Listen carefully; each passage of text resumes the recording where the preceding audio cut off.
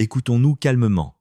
Avant même de parler de terrain, de système ou de nom sur une feuille de match, il faut se mettre d'accord sur une chose essentielle. Ce que beaucoup de supporters congolais ont ressenti, ce n'est pas simplement une défaite, ni même une polémique de plus. C'est l'impression diffuse, dérangeante, qu'au pire moment possible, quelque chose s'est refermé autour de la République démocratique du Congo. Un sentiment de porte qui se ferme sans explication claire. Vrai ou faux? Justement. On va prendre le temps de démonter ça, sans colère, sans slogan, mais avec méthode. Parce que ce qui s'est joué autour de la RDC face au Nigeria dépasse largement le cadre d'un match de football. On parle de procédures, d'instances, de décisions administratives, de règlements et surtout d'une perception d'injustice.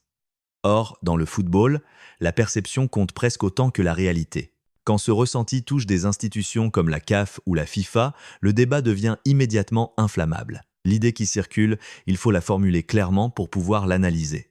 Le Nigeria aurait été perçu comme un représentant plus vendable pour l'image du football africain sur la scène mondiale, tandis que la RDC, pourtant qualifiée sportivement, dérangeait certains équilibres. Attention, point fondamental. On ne parle pas ici de preuves juridiques ni d'accusations formelles. On parle d'un ressenti collectif. Un ressenti nourri par une succession d'événements mal expliqués, mal communiqués et donc mal acceptés. Pourquoi ce sujet compte autant? Parce que dans le football moderne, le terrain n'est plus l'unique juge. Il y a l'avant-match, l'après-match, les recours, les commissions, les règlements parfois obscurs pour le grand public. C'est un peu comme une équipe qui marque un but splendide, mais reste figée pendant 2 minutes, le regard rivé sur l'arbitre, pendant qu'une décision tombe loin de l'action. Le doute s'installe, et le doute, dans le football, fait souvent plus de dégâts qu'une défaite nette et assumée. Dans ce contexte, beaucoup ont pointé du doigt l'arbitrage, pas comme une simple erreur humaine isolée, mais comme une accumulation de décisions perçues comme défavorables. Action stoppée, situation litigieuse, rythme cassé. Là encore, restons rigoureux. Aucune preuve officielle de manipulation n'a été établie. Mais le sentiment, lui, est bien réel. Et dans le football africain, ce sentiment d'arbitrage orienté est un vieux fantôme. Il réapparaît chaque fois que les enjeux deviennent énormes. Puis est arrivée l'affaire administrative, une plainte fondée sur des éléments juridiques internes à un État, mêlant constitution nationale et éligibilité sportive. Et c'est là que beaucoup ont décroché. Pourquoi? Parce que les règles de la FIFA sont connues. L'éligibilité d'un joueur relève de ses statuts, pas des constitutions nationales. Lorsqu'un joueur est validé, c'est après vérification. Revenir en arrière, c'est ouvrir une boîte de Pandore susceptible de concerner des dizaines de sélections à travers le monde. Alors une question se pose naturellement, pourquoi cette tentative a-t-elle existé? Hypothèse, et uniquement hypothèse, un dernier levier pour tenter de rééquilibrer un scénario qui ne prenait pas la direction espérée. Et lorsque la pression populaire est montée, lorsque la clameur a pris de l'ampleur, les instances ont reculé, non pas par faveur, mais pour préserver quelque chose de fondamental, leur crédibilité globale. Car le football mondial vit aussi d'image, de confiance et de stabilité réglementaire. Mais attention, l'histoire ne s'arrête pas là. Parce que dans l'esprit de nombreux supporters congolais, le danger n'est plus juridique. Il est mental, structurel. Il est devant, il s'appelle le barrage. Et dans le football africain, un barrage n'est jamais un match comme les autres. C'est un carrefour où se croisent pression, enjeu d'image, nervosité arbitrale et fragilité émotionnelle. Dans la suite, on va voir pourquoi ce barrage cristallise autant de craintes, comment lire ce qui va se jouer au-delà du score et surtout comment éviter de subir le contexte au lieu de le comprendre. Parce qu'au bout du compte, le football rappelle toujours la même chose. Rien n'est écrit à l'avance, mais tout se prépare. Maintenant, on va aller plus loin. Parce que pour beaucoup d'observateurs congolais, le vrai danger n'est plus derrière, il est devant, il s'appelle le barrage. Et dans le football africain, un match de barrage n'est jamais un simple rendez-vous sportif. C'est un moment de vérité où se croisent pression politique, enjeu d'image, nervosité arbitrale et fébrilité mentale. Un carrefour instable. Pourquoi ce barrage cristallisé-il autant de craintes? Parce que historiquement, c'est là que tout peut basculer. Un match sec ou une double confrontation où la marge d'erreur est quasi nulle. Et quand une nation arrive avec le sentiment d'avoir déjà été fragilisée en coulisses, le risque n'est plus seulement sportif, il est psychologique. C'est un peu comme une équipe qui entre sur le terrain en sachant qu'un carton jaune peut tout changer. Elle joue avec le frein à main. Or, le football, quand tu le joues à moitié, te le fait toujours payer. Certains disent, peu importe la performance, ils trouveront une autre manière. Là encore, précision essentielle. Il ne s'agit pas d'affirmer qu'un match sera truqué, il s'agit de comprendre comment un match peut être orienté sans jamais laisser de preuves directes. Un arbitrage qui coupe le rythme.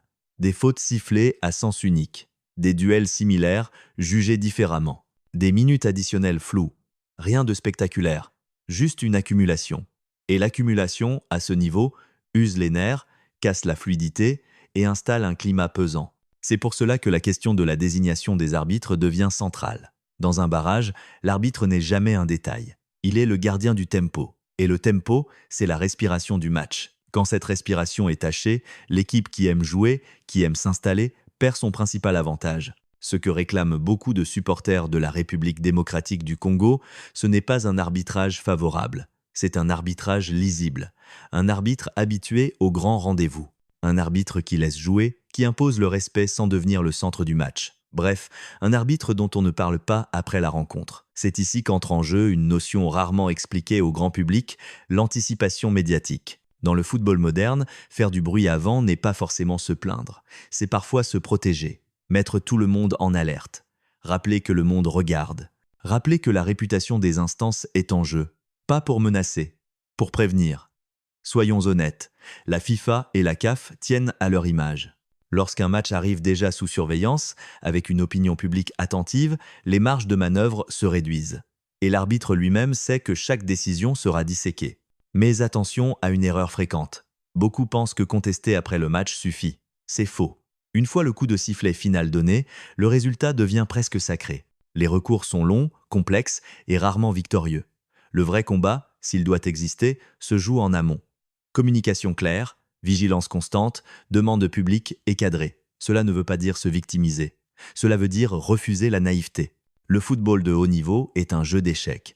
Si on te laisse avancer un pion, c'est parfois pour mieux te piéger 2 coups plus tard. Les grandes nations le savent. Les nations émergentes l'apprennent souvent à leurs dépens. Dans la suite, on va entrer dans la lecture concrète du match. Ce qu'il faudra observer dès les premières minutes, les signaux faibles, les attitudes de l'arbitre, les réactions des joueurs, et surtout, comment la RDC peut reprendre le contrôle, non pas par la peur, mais par l'intelligence de jeu et la maîtrise émotionnelle. Parce qu'au bout du compte, une chose reste vraie, aucun soupçon supposé ne tient face à une équipe lucide, disciplinée et mentalement prête. Alors, passons maintenant à la lecture du match, celle que ferait un analyste, minute par minute, indice par indice. Parce que, dans un barrage, les 10 premières minutes racontent souvent toute l'histoire. Premier indice à observer dès le coup d'envoi, le seuil de tolérance de l'arbitre. Très vite, dès les premiers duels, on comprend dans quel type de match on est entré. Un contact léger, sifflé d'un côté mais ignoré de l'autre, une faute tactique stoppant une transition sanctionnée immédiatement, ou au contraire, laissée passer. Ce sont de petits signaux, presque invisibles pour le téléspectateur occasionnel, mais pour les joueurs, le message est immédiat. Le match sera haché. Et un match haché favorise presque toujours l'équipe qui défend bas, qui accepte de subir, qui attend l'erreur. Ce n'est ni un complot, ni une opinion, c'est une réalité tactique. Deuxième signal fondamental, la gestion émotionnelle des joueurs congolais.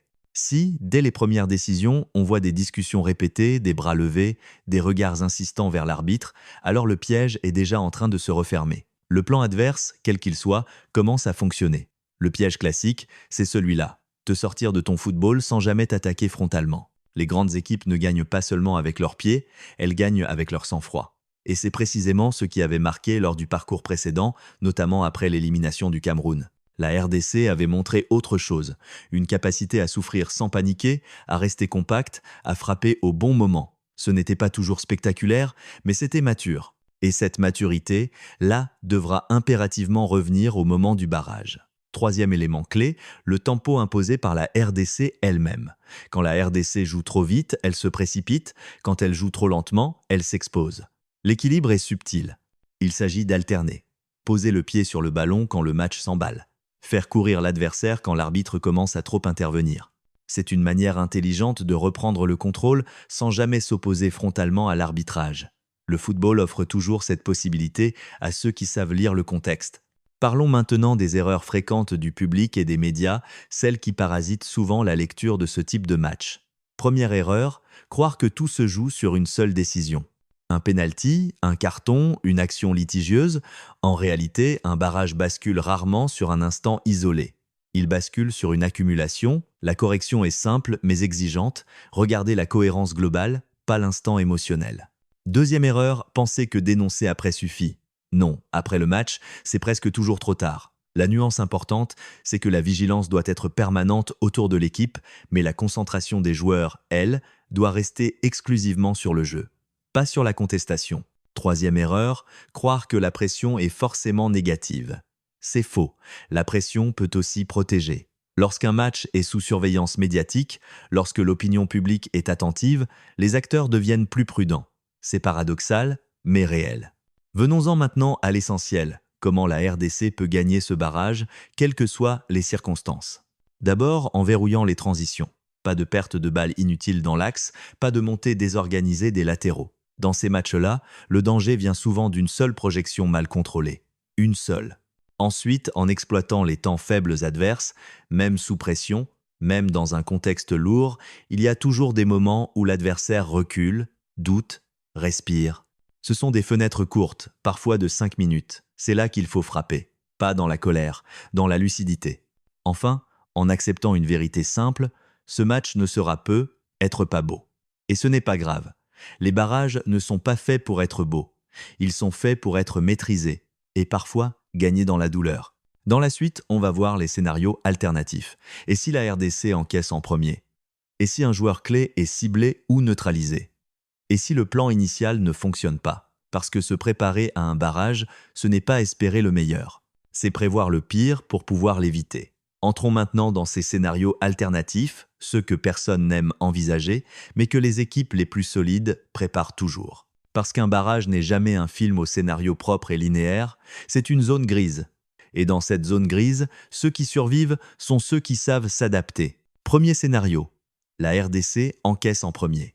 C'est probablement la situation la plus dangereuse, non pas sur le plan comptable, mais sur le plan mental. Un but encaissé, dans ce contexte, peut agir comme un révélateur de peur accumulée. L'erreur serait de tout remettre en question immédiatement. Le message doit être clair, sur le banc comme sur le terrain. Rien n'a changé. Un but encaissé ne valide aucune thèse, ne confirme aucun soupçon.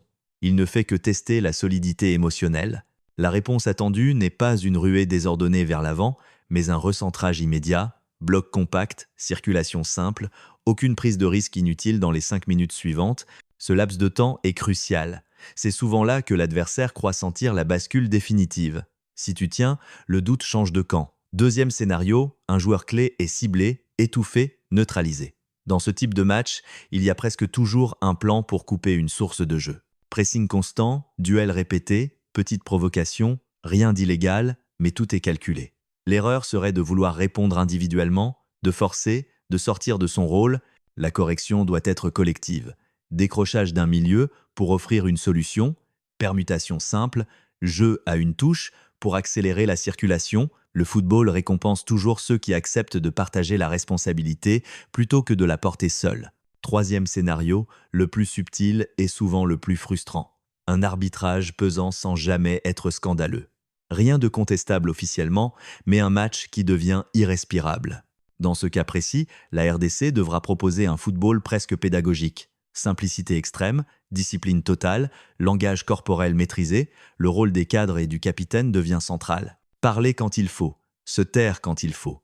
Montrer, en permanence, que l'équipe est là pour jouer, pas pour subir le contexte. À ce niveau, l'image projetée compte presque autant que le jeu lui-même. C'est ici qu'on comprend une chose essentielle.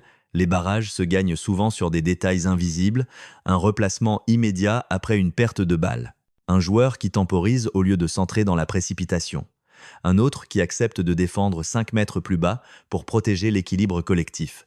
Ce sont ces choix silencieux qui construisent une solidité. Maintenant, parlons des signaux d'évaluation, ceux qui permettent de savoir très vite si la RDC est dans un bon jour ou si le match commence à glisser. Premier signal positif, les duels gagnés sans faute. Quand une équipe gagne ses duels proprement, elle impose un respect naturel.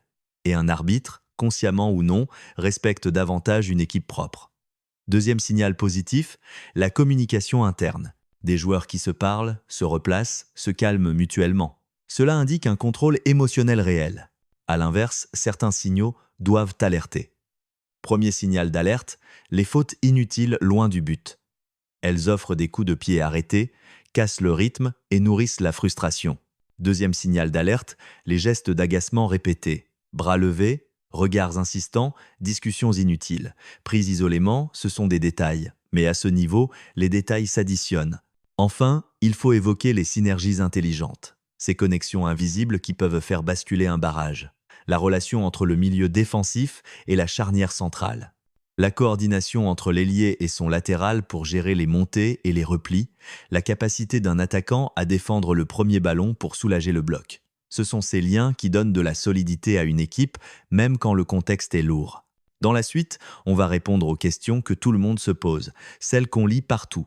Pourquoi ces matchs sont-ils toujours imprévisibles? Pourquoi les matchs amicaux ne veulent rien dire? Pourquoi l'expérience compte autant dans ces moments-là? Et surtout, on terminera avec un plan clair, simple, pour le supporter. Pour suivre ce barrage avec lucidité, sans paranoïa, mais sans naïveté non plus. Parce que le football nous rappelle toujours la même chose. Rien n'est écrit, mais tout se prépare.